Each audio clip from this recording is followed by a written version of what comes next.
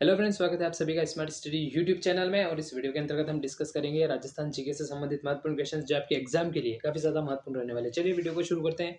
सबसे पहला क्वेश्चन जो आपकी स्क्रीन पर है वो है कि राजस्थान का फूल डोल महोत्सव किस धार्मिक संप्रदाय से संबंधित है। तो फूल डोल महोत्सव जो है वो हम सभी को बताएं कि वो राम स्नेही संप्रदाय से संबंधित है और काफ़ी ज़्यादा इंपॉर्टेंट है। अब क्वेश्चन ये है कि सबसे पहले तो राम स्नेही संप्रदाय की जो पीठ है वो आप सभी को पता है कि भीलवाड़ा में स्थित है दोस्तों। और भीलवाड़ा जो है राजस्थान का मैनचेस्टर कहलाता है और राजस्थान की टेक्सटाइल सिटी के रूप में इसको जाना जाता है। अभ्रक नगरी या माइका नगरी भी इसको बोला जाता है भीलवाड़ा को। तो राम स्नेही संप्रदाय की बात करें सबसे पहले कि राम स्नेही संप्रदाय ही नाम क्यों पड़ा है। तो आप ये समझ सकते हैं कि भगवान राम दशरथ का इस संप्रदाय के अंतर्गत जो भगवान राम है वो दशरथ के पुत्र नहीं माने जाते हैं इस संप्रदाय के अकॉर्डिंग, बल्कि वो ये मानते हैं कि जो राम है वो कण कण में व्याप्त है और इसने और भक्ति रखने वाले प्रत्येक व्यक्ति को राम स्नेही कहा जाता है। तो पहला तो ये हो गया कि राम स्नेही संप्रदाय, हम केवल क्वेश्चन का डिस्कशन नहीं कर रहे हैं, इसका आंसर तो हम सभी को पता है कि राम स्नेही संप्रदाय होगा। पर डिटेल के साथ अगर डिस्कशन करें तो आप सभी को पता है कि इसके प्रमुख 4 केंद्र माने जाते हैं और प्रधान पीठ जो है वो शाहपुरा भीलवाड़ा में इसकी स्थित है। राम स्नेही संप्रदाय की बात करें तो एक है रेन नागौर में और एक है सी स्थल बीकानेर और खेड़ापा जोधपुर। तो 4 इसकी प्रमुख पीठ हैं। उसमें प्रमुख जो मुख्य पीठ है वो आपकी कहाँ पे, शाहपुरा भीलवाड़ा में। मैंने बता दिया ये संप्रदाय दशरथ के पुत्र राम को नहीं मानते हैं। मतलब कि ये कहने का मतलब ये है कि ये नहीं मानते हैं कि राम जो थे वो दशरथ के पुत्र थे। वो ये मानते हैं कि राम नाम जो है ना, वो ये मानते हैं कि कण कण में व्याप्त है। मतलब किसी एक का पुत्र नहीं होके कण कण में व्याप्त माना जाता है और इसने और भक्ति की रचना करने वाला प्रत्येक व्यक्ति राम इसने ही कहलाता है। तो ये आप जरूर ध्यान रखिएगा। 4 हैं, शाहपुरा भीलवाड़ा, इसके बाद रेण नागौर वाला क्षेत्र है, इसके बाद सी स्थल आपका बीकानेर में और खेड़ापा जोधपुर में स्थित है, जो कि आपको स्क्रीन पे दिख भी रहा होगा। अब ये 4 जो प्रमुख केंद्र हैं इन 4 केंद्रों में जो व्यक्ति रहते हैं उनको 2 भागों में विभक्त किया गया है। एक को तो कहा जाता है प्रवृत्त और एक को कहा जाता है विरक्त। और विरक्त जो है उसकी 4 शाखा है। तो सबसे पहले हमने बोला कि इसमें राम स्नेही संप्रदाय में जो व्यक्ति रहते हैं उसको हम ये बोल सकते हैं कि 2 पार्ट में विभक्त किया है। एक तो है प्रवृत्त और एक दूसरा है विरक्त। विरक्त के 4 पार्ट हैं, उपराम, गुदड़, विदेह और परमहंस। ये आप जरूर ध्यान रखिएगा, काफी ज्यादा इंपॉर्टेंट है। इसके नोट्स भी आपको Vikram Banerjee official Telegram channel पे मिल जाएंगे, तो आप वहां से भी इनको डाउनलोड कर सकते हैं। अब ये तो 4 पार्ट हमने बता दिए। अब ध्यान रखिए रेण नागौर की जो शाखा है, जिसमें हमने बोला है कि शाहपुरा भीलवाड़ा की एक शाखा है, सी स्थल बीकानेर की एक शाखा है, इसके साथ खेड़ापा जोधपुर की है। पर रेण नागौर की शाखा है उसके मूलाचार्य जो है वो जयमल दास जी हैं, ध्यान रखिएगा। और पूज्यपाद जी जो हैं वो कौन है, तो श्री दरियाव जी हैं। तो ये आपको ध्यान रखना है, काफी ज्यादा इंपॉर्टेंट है। इस संप्रदाय के बारे में कुछ और फैक्ट की अगर मैं बात करूं तो गुलाबी रंग की ये पोशाक पहनते हैं, भिक्षा वृत्ति करके अपना जीवन को यापन करते हैं, मतलब भिक्षा मांगकर अपने जीवन चलाते हैं। और भिक्षा जब मांगते हैं उस समय राम जी का उच्चारण करते हैं। चैत्र कृष्ण प्रतिपदा से कृष्ण पंचमी तक फूलडोल महोत्सव मनाया जाता है शाहपुरा भीलवाड़ा में, तो इसको आप जरूर ध्यान रखिएगा। तो राम स्नेही संप्रदाय के अपने एग्जाम में जो जो क्वेश्चन आ सकते हैं वो मैंने इस क्वेश्चन के माध्यम से सारा डिस्कशन किया है। तो ये पहला क्वेश्चन था अपना। अगर नेक्स्ट क्वेश्चन की बात करें तो राजस्थान का सबसे ऊंचा बांध पूछा है, तो आपको ऑप्शन में माही बजाज सागर, राणा प्रताप सागर, जाखम बांध और जवाहर सागर बांध दिया हुआ है। अब बात करूं अगर मैं डिटेल के साथ, तो पहले तो मैं आपको ये बता दूं माही बजाज सागर जो है माही बजाज सागर, उसकी ऊंचाई की बात करें तो लगभग 43 मीटर उसकी ऊंचाई मिलती है। तो 43 मीटर उसकी ऊंचाई मानी जाती है। सबसे ऊंचा बांध की बात करें तो आप सभी को पता है कि जाखम बांध है, जाखम नदी पे बना हुआ है। भंवर माता की पहाड़ी क्षेत्र से इस नदी का उद्गम होता है और 81 मीटर इसकी ऊंचाई है। अगर बात करें चंबल नदी पे 4 बांध बने हुए हैं। एक तो सबसे पहला आपका गांधी सागर जो कि भानपुरा और मानपुरा के पठार के बीच में बना हुआ है और ऊंचाई जो है उसकी लगभग 62 मीटर है। तो गांधी जी 62 है तो 62 से आप याद रख सकते हैं। राणा प्रताप सागर आपको पता है कि भराव क्षमता की दृष्टि से बड़ा बांध माना जाता है। और माही बजाज सागर की अगर लेंथ की बात करें तो 3109 मीटर है, मतलब लगभग 3 किलोमीटर की रेंज में वो फैला हुआ है। राणा प्रताप सागर की बात करूं तो 54 मीटर लगभग उसकी ऊंचाई मानी गई है। चित्तौड़गढ़ में राणा प्रताप सागर परमाणु संयंत्र यहाँ पे लगाया गया है, आप सभी को अच्छे तरीके से पता होगा।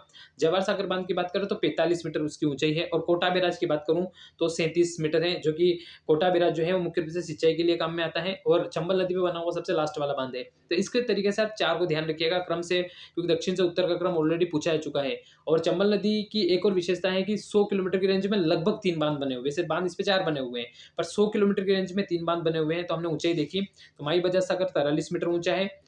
सबसे ऊंचा बांध आपका 81 मीटर जाखम बांध है, जाखम नदी बना हुआ है। भर माता के पहाड़ी क्षेत्र से जाखम नदी का उद्गम होता है, ध्यान रखिएगा। गांधी सागर बांध की अगर मैं बात करूँ तो 62 मीटर है। राणा प्रताप सागर की अगर मैं बात करूँ तो राणा प्रताप सागर जो है उसकी 54 मीटर है। उसके बाद बात करें जवाहर सागर की तो 45 मीटर है और 37 मीटर जो ऊंचाई वो आपकी कोटा बैराज की है। तो इसको जरूर ध्यान रखिएगा, ये क्वेश्चन पे काफी ज्यादा इंपॉर्टेंट है। अगले क्वेश्चन की बात करूँ तो राजस्थान की प्रथम औद्योगिक नीति कब लागू की गई थी? तो प्रथम औद्योगिक मतलब कहने का मतलब ये है दोस्तों कि इन वीडियो के माध्यम से, इन क्वेश्चंस के माध्यम से एक क्वेश्चन का डिस्कशन नहीं हो रहा है। अगर मैं इसमें 15 क्वेश्चन, 25 क्वेश्चन, 20 क्वेश्चन का डिस्कशन करता हूँ तो कम से कम वो 100 से 150 क्वेश्चन आपके बन जाएंगे। डिटेल के साथ उसका डिस्कशन हो रहा है।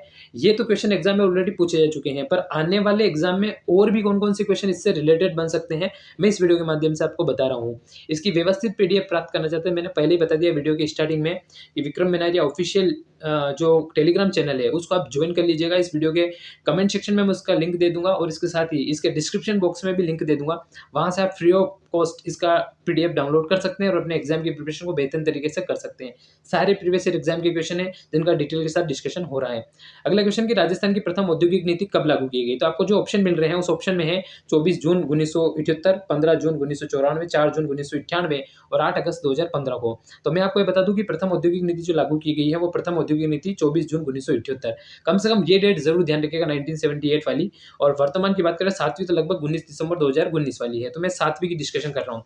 तो 7 औद्योगिक नीतियां मुख्य रूप से एग्जाम स्पेसिफिक है।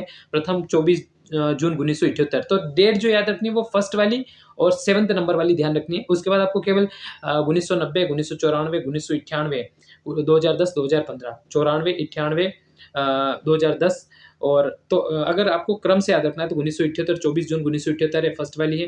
सेकंड वाली बात करें 1990 है, फिर 1994 थर्ड नंबर वाली, 1998 फोर्थ नंबर वाली, 2010 आपकी फिफ्थ नंबर वाली, सिक्स नंबर वाली 2015 और उसके बाद 2019 वाली है। तो इस प्रकार से आप क्रम से ध्यान रखिएगा, जैसा कि आपको दिख भी रहा होगा स्क्रीन पे कि किस प्रकार से कौन कौन सी औद्योगिक नीतियां राजस्थान में लागू हुई है। और समय के साथ इसको अपडेट भी जरूर कीजिएगा। जैसे वीडियो आएगा तो मैं आपको बता दूंगा कि नेक्स्ट औद्योगिक नीति कौन सी वाली और कितनी है।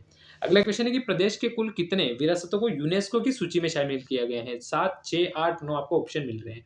तो प्रदेश के कुल कितने विरासतों को यूनेस्को सूची में शामिल किया गया है? तो मैं आपको ये बता दूं कि विरासत में जो शामिल किया गया है, एक तो जंतर मंतर है जयपुर में, जयपुर शहर का परकोटा शामिल किया गया है, केवलादेव राष्ट्रीय उद्यान जो है भरतपुर वाला उसको शामिल किया गया है। उसके बाद आपने ट्रिक भी पढ़ी होगी आम गाजर चीकू, जिसमें आम से आमेर है, आम से आमेर हो गया।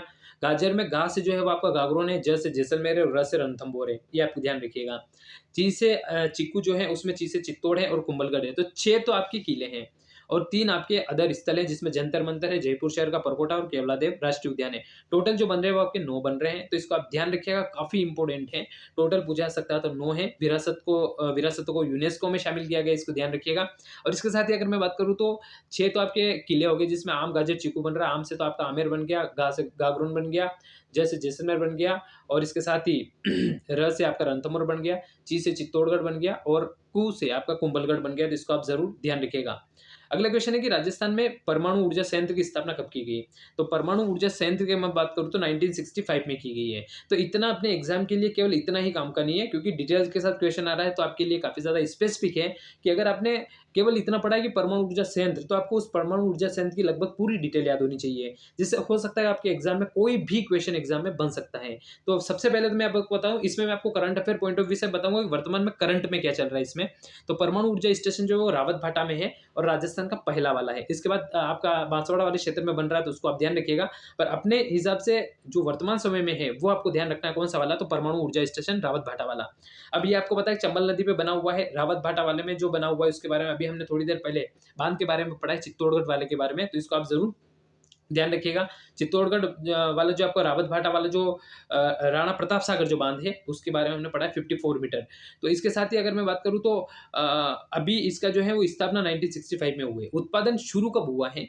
तो 16 दिसंबर 1973 को शुरू हुआ है। 1973 को शुरू हुआ है उत्पादन। स्थापना तो 65 में हुई है पर उत्पादन शुरू हुआ है। ये किसके द्वारा संचालित होता है? तो नाभिकीय ऊर्जा निगम जो है उसके द्वारा संचालित होता है और लगभग 1180 मेगावाट इसकी वर्तमान समय में सृजित क्षमता है। सृजित क्षमता की बात की गई है। कुल इकाइयां इसमें 6 हैं, लेकिन वर्तमान में करंट में एक और इकाई चल रही 7वें नंबर वाली, जिसको मैं अभी आपको बताऊंगा। और सेकंड जो परमाणु ऊर्जा संयंत्र है या परमाणु ऊर्जा बिजली घर है वो नापला गांव बांसवाड़ा में है, जिसमें इकाइयां 7 8 इकाइयां हैं, जिसमें लगभग 2 क्रॉस 700 मेगावाट के संयंत्र लगाए गए हैं। तो ये वर्तमान में निर्माणाधीन है बांसवाड़ा, इसको ध्यान रखिएगा। इस रावत भाटा वाले की वर्तमान समय में करंट स्थिति क्या है? तो रावत भाटा में जो निर्माणाधीन है वो 700 मेगावाट की लगभग 7वीं इकाई है।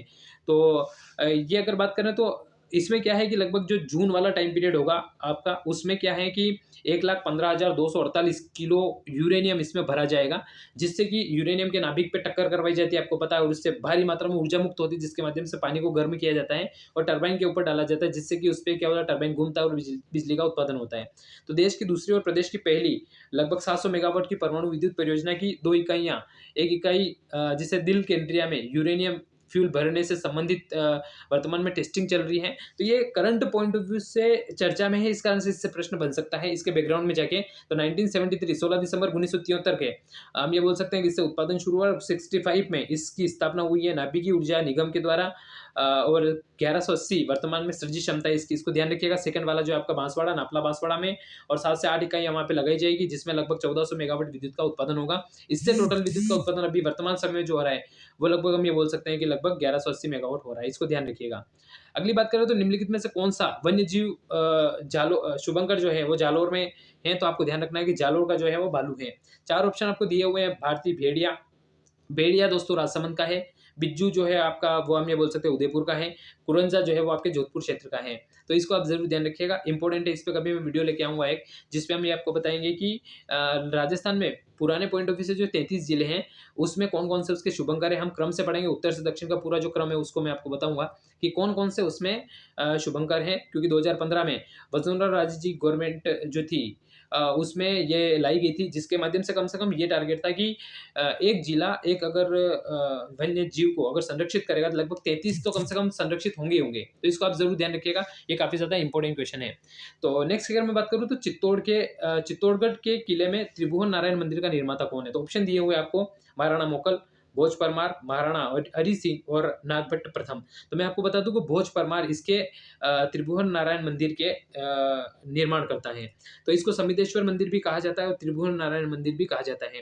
निर्माण जो करवाया था वो परमार राजा भोज ने करवाया था लगभग 11वीं शताब्दी के आसपास, और इसका जीर्णोद्धार महाराणा मुकल ने करवाया था। और जब जीर्णोद्धार हुआ 1428 में, तब से इसको मुकल मंदिर के रूप में भी जाना जाने लगा। सूत्रधार की बात करें तो जेता के निर्देशन में इसका निर्माण हुआ है, ध्यान रखिएगा। निर्माता जो थे वो मोकल थे, पर प्रारंभिक निर्माता भोज जो थे वो परमार शासक थे, वो थे। तो प्रारंभ में निर्माण करवाया परमार शासक भोज ने, बाद में जो है वो जीर्णोद्धार करवाया महाराणा मोकल ने 1428 में, और जो जीर्णोद्धार किया है वो किया है आपके जेता ने। नागर शैली में यह बना हुआ, इसको ध्यान रखिएगा। तो ये 5 फैक्ट काफी इंपॉर्टेंट है, और मोकल मंदिर इसको कहा जाता है, तो संबिदेश्वर मंदिर भी इसको कहा जाता है, इसको भी आप जरूर ध्यान रखिएगा। अगले क्वेश्चन की अगर मैं बात करूं तो आपको निम्नलिखित में से कौन सी राजस्थान की लोकनाट्य शैली नहीं है? तो स्वांग लोकनाट्य शैली है, ये आप ध्यान रखिएगा। रम्मत भी है और ख्याल भी है। लाल चौक डोसा का हेला ख्याल प्रसिद्ध है, आपको पता है। रम्मत जैसलमेर बीकानेर क्षेत्र की प्रसिद्ध है। स्वांग अलग अलग प्रकार से स्वांग, नाहर का स्वांग जैसे आपका भीलवाड़ा का प्रसिद्ध है, ये ध्यान रखिएगा। पर ढाढी नहीं है, तो इसका आंसर जो होगा वो ढाढी आपके लोकनाट्य शैली में नहीं आता है। चंबल बेसिन की खड्ड भूमि को कहा जाता है। चंबल बेसिन के बारे में अभी हमने डिस्कशन किया कि चंबल नदी जानाबाव की पहाड़ियां विंध्याचल क्षेत्र से उद्गमित होती है, राजस्थान में 84गढ़ चित्तौड़ से प्रवेश करती है, इसको ध्यान रखिएगा। और इसके साथ ही उस पर बांध बने हुए, बांध की डिस्कशन हमने किया। सबसे पहला बांध जो है वो आपका गांधी सागर बांध है, सेकंड वाला राणा प्रताप सागर बांध है, थर्ड वाला जो बांध है वो जवाहर सागर, और फोर्थ नंबर वाला कोटा बैराज है। चारों बांध के बारे में हमने डिस्कशन किया। तो चंबल नदी जो है वो अपनी अवनालिका अपर्दन के लिए जानी जाती है। तो इस प्रश्न का अपना आंसर जो बनेगा वो अवनालिका अपर्दन बनने वाला है। अगला है कि अरावली श्रृंखला का उच्चतम शिखर। मैंने एक वीडियो डाल रखा है जिसमें आप चोटियां कैसे याद करेंगे, तो अरावली की चोटियों के बारे में मैंने उसमें डिटेल्स के साथ डिस्कशन कर रखा है। तो गुरु शिखर जो है वो 1722 और 1727 है, इसको ध्यान रखिएगा। शेर 1597 है, जरगा जो है वो 1431 के आसपास है, और तारागढ़ की बात करूं तो 870 है। तो इस प्रश्न का अपना सही उत्तर जो होगा वो आपका गुरु शिखर, इस प्रश्न का सही उत्तर दोस्तों होने वाला है। मैंने चोटियों का वीडियो डाल रखा है, उसको डिटेल के साथ कैसे आप चोटियां याद करेंगे, लगभग मैंने उसमें 38 चोटियां याद करवा रखी है, आप इसको जरूर देखिएगा, आपको एक बार में वो पूरा याद हो जाएगा। कुंभलगढ़ कौन था? तो 4 ऑप्शन है आपके पास, दीपा है, लालचंद है, मंडन है और चंपालाल है। तो इसका करेक्ट आंसर आपका मंडन है। तो कुंभलगढ़ दुर्ग का प्रधान शिल्पी जो था वो आपको पता है कि कौन था, तो वो मंडन था दोस्तों। कुंभलगढ़ दुर्ग के बारे में डिटेल के साथ डिस्कशन करूं तो निर्माण की बात करें तो महाराणा कुंभा ने मौर्य शासक संप्रति द्वारा निर्मित एक दुर्ग के ऊपर, मौर्य शासक था संप्रति ने जो दुर्ग का निर्माण करा था उसके ऊपर दुर्ग निर्माण हुआ है, तो वो निर्माण करवाया महाराणा कुंभा ने। अगर बात करें तो वीर विनोद ग्रंथ के अनुसार बात करें, क्योंकि कवि राजा वीर विनोद की रचना श्यामलदास दत्तीवाडिया ने की है, तो उनके अनुसार बात करें तो 1448 में इसकी नींव रखी गई थी, क्योंकि 1437 में सारंगपुर का युद्ध हुआ था दोस्तों। 1448 में इस दुर्ग की नींव रखी गई थी और 1458 में लगभग 10 साल के बाद निर्माण कंप्लीट हुआ था। ये अपने खुद से नहीं बोल रहे हैं, ये वीर विनोद ग्रंथ के अनुसार ये डेटा है। महाराणा उदय सिंह मेवाड़, महाराणा उदय सिंह जी जो थे उनका यहाँ पे राज्याभिषेक हुआ था, ये आपको ध्यान रखना है। जैसा कि आपको स्क्रीन पे दिख रहा है कि इस दुर्ग के अंदर एक और दुर्ग है जिसका नाम है कटारगढ़, और कटारगढ़ के अंदर की बात करूं तो बादल महल और झाली रानी का मालिया स्थित है। बादल महल में जूनी कचहरी वाला स्थान है, वहां पे जनाना और मर्दाना 2 स्थान है। वहां पे आपको ये बात करें तो महाराणा प्रताप का जन्म हुआ था, वीर शिरोमणि महाराणा प्रताप का जन्म हुआ है, तो ये दुर्ग है। 4 घोड़े आराम से इसके ऊपर घुड़सवार जो है वो चल सकते हैं। इसकी इतना जो परकोटा है वो इतनी चौड़ाई में बना हुआ है, 36 किलोमीटर इस परकोटे की दोस्तों ध्यान रखिएगा लेंथ है टोटल।